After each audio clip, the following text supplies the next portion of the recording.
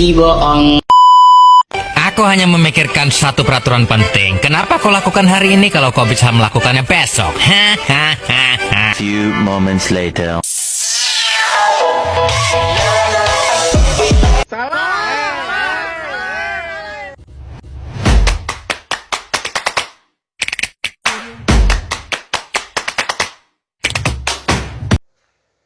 Assalamualaikum warahmatullahi wabarakatuh. Halo semuanya, perkenalkan nama saya Muhammad Birhan dengan NIM 220337, program studi manajemen kelas RA2 semester 6 dengan dosen pengampu Bapak Muhammad Teguh Setiadi SEMM. Di sini saya sedikit akan memaparkan materi ya. Materi yang pertama yaitu manajemen kinerja. Apa sih manajemen kinerja itu? Manajemen kinerja itu proses sistematis untuk menetapkan tujuan gitu kan, untuk menetapkan tujuan atau memantau kemajuan, apalagi memberikan umpan balik dan mengembangkan karyawan untuk mencapai hasil gitu kan, hasil yang optimal ini ya. Jadi melibatkan perencanaan gitu kan, melibatkan perencanaan, ada juga nih pengukuran dan evaluasi gitu kan, evaluasi pengembangan. Jadi kesimpulan manajemen kinerja itu membuat atau membantu gitu kan organisasi mencapai efektivitas dan efisiensi gitu kan. Ada juga nih kesimpulan yang lain, dalam sektor aparatur hal ini menjadi kunci dalam meningkatkan akun gitu kan. Jadi membantu kita untuk berkomunikasi gitu kan dalam organisasi. Materi yang ketiga yaitu pendekatan sistem dalam manajemen kinerja. Jadi melihat kinerja bukan sebagai aktivitas, melainkan sebagai bagian integral gitu kan dari sistem organisasi yang lebih luas gitu. Jadi kinerja pada giliran mempengaruhi subsistem, termasuk strategi, struktur, teknologi, dan budaya organisasi. Hanya berfokus pada individu. Pendekatan itu mempertimbangkan interaksi kompleks antara berbagai komponen sistem untuk menghasilkan kinerja atau juga organisasi yang optimal gitu kan. Di sini ada beberapa pendekatan sistem dalam manajemen kinerja ya, yaitu holistik. Jadi melihat kinerja sebagai hasil dari interaksi berbagai faktor gitu kan, bukan hanya kontribusi individu semata. Ini berarti mempertimbangkan sektor internal ya, seperti keterampilan karyawan, memotivasi, dan sumber daya gitu kan, dan faktor eksternal seperti kondisi pasar, teknologi dan regulasi.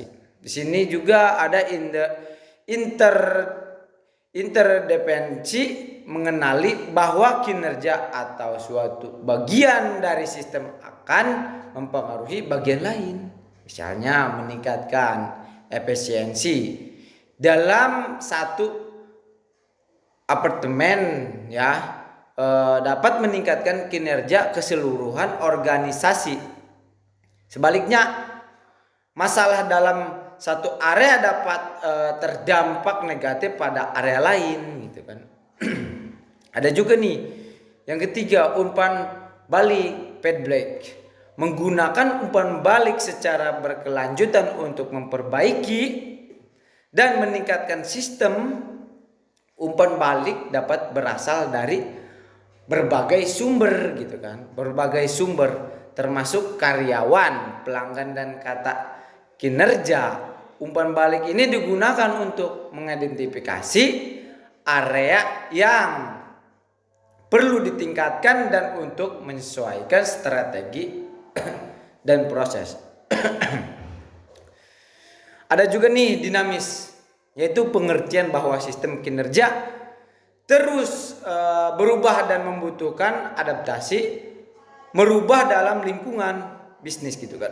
Contohnya teknologi atau strategi. Organisasi memerlukan menyesuaikan dan sistem manajemen kinerja. Ada juga nih kontekstual, yaitu memperhatikan konteks organisasi atau budaya atau juga lingkungan eksternal. Sistem manajemen kinerja yang efektif harus disesuaikan dengan kebutuhan dan organisasi tertentu. Jadi pendekatan sistem dalam manajemen kinerja melibatkan pemetaan sistem, analisis sistem, atau juga desain sistem ya, dan evaluasi serta perbaikan sistem secara berkelanjutan. Dengan pendekatan untuk menciptakan sistem yang integrasi dan efisiensi yang menghasilkan kinerja organisasi yang optimal dan berkelanjutan. Materi yang keempat yaitu ada model strategis planning. Jadi model perencanaan strategis gitu. Jadi kerangka kerja yang digunakan organisasi untuk menetapkan tujuan kinerja gitu, jangka panjang gitu, mengembangkan strategi untuk mencapai tujuan tersebut dan mengalokasikan sumber daya secara efektif. Tidak ada satu modal pun yang universal. Jadi berbagai elemen ya, seperti contohnya ya, yaitu analisis situasional. Jadi tahap awal melibatkan evaluasi penyeluruh terhadap lingkungan internal dan eksternal organisasi. Contohnya analisis SWOT ya, mengidentifikasi kekuatan strategis, kelemahan weakness, peluang gitu kan, dan ancaman. Ada juga nih analisis pasar, pelajari tren pasar atau persaingan dan kebutuhan pelanggan. Ada juga nih analisis internal, mengevaluasi sumber daya organisasi, kemampuan atau kinerja sama lalu gitu kan. Yang kedua yaitu penetapan visi dan misi atau tujuan berdasarkan analisis organisasi atau menetapkan, contohnya yaitu menggambarkan masa depan. Materi yang kelima yaitu teknik pengukuran kinerja. Jadi bergantung pada konteks individu atau tim atau organisasi dan tujuan pengukuran, namun beberapa teknik umum meliput. Yang pertama yaitu metrik kinerja kuantitatif, menggunakan data numerik untuk mengukur kinerja. Ya contohnya ya, yaitu rasio output terhadap input, mengukur efisiensi ya. Misalnya unit yang diproduksi per jam kerja, perjualan per karyawan. Jadi target dan angka gitu loh. Angka mencapai membandingkan kinerja aktual dengan target yang ditetapkan. Dan juga indikator kinerja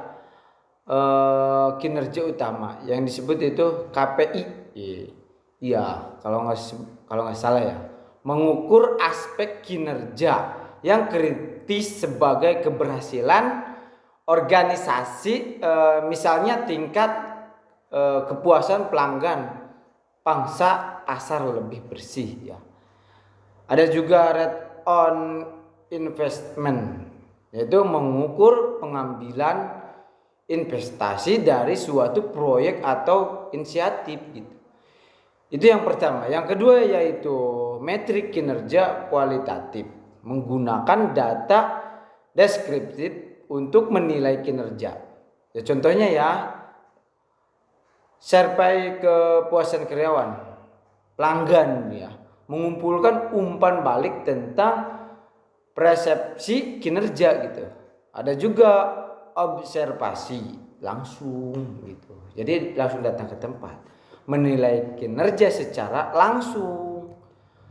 Ulasan 360 yaitu 360 derajat, yaitu mengumpulkan umpan balik dari berbagai sumber bawahan, atasan, rekan kerja gitu kan.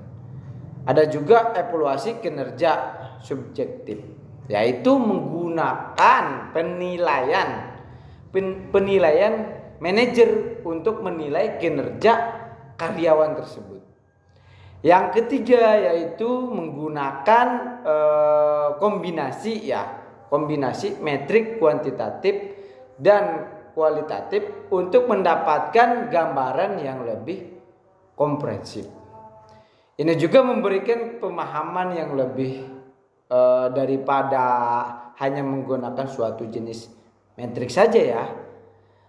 Ada juga yang keempat yaitu menawarkan pendekatan holistik dengan mengukur kinerja dari berbagai perspektif. Jadi keuangan pelanggan, proses internal, dan pembelajaran pertumbuhan gitu kan. Ada juga nih yang kelima, key format indikator, yaitu KPI, memilih beberapa metrik kunci untuk paling relevan dengan tujuan strategi organisasi, yaitu KPI harus efektif, struktur dapat dicapai relevan dan dibatasi waktu. Pertimbangan penting ya, relevansi matrik itu harus relevan mendengar tujuan organisasi dan strategi ya. Validitas matrik harus mengukur apa yang seharusnya diukur gitu kan. Apa nih yang harus kita diukur? Reliabilitas mengukur harus konsisten dari waktu ke waktu. Jadi gitu ya teman-teman ya. Yang terakhir yaitu materi kita yaitu teknik, strategi, dan analisis kebutuhan kompetensi, yaitu berfokus pada mengidentifikasi dan mengembangkan potensi kolaborasi antara berbagai pihak gitu kan. Jadi individu atau tim, departemen, organisasi untuk mencapai tujuan bersama. Teknik, strategi, dan analisis kebutuhan kompetensi yang memerlukan pendekatan yang sistematik dan kolaboratif. Keberhasilannya itu bergantung pada komitmen semua pihak, terlihat komunikasi yang efektif dan kemampuan untuk beradaptasi dengan perubahan. Hari panas sawah membela, hutan rimba di Malaysia. Maafkan kalau ada yang salah, namanya juga manusia. Kurang lebihnya mohon maaf. Wassalamualaikum warahmatullahi wabarakatuh.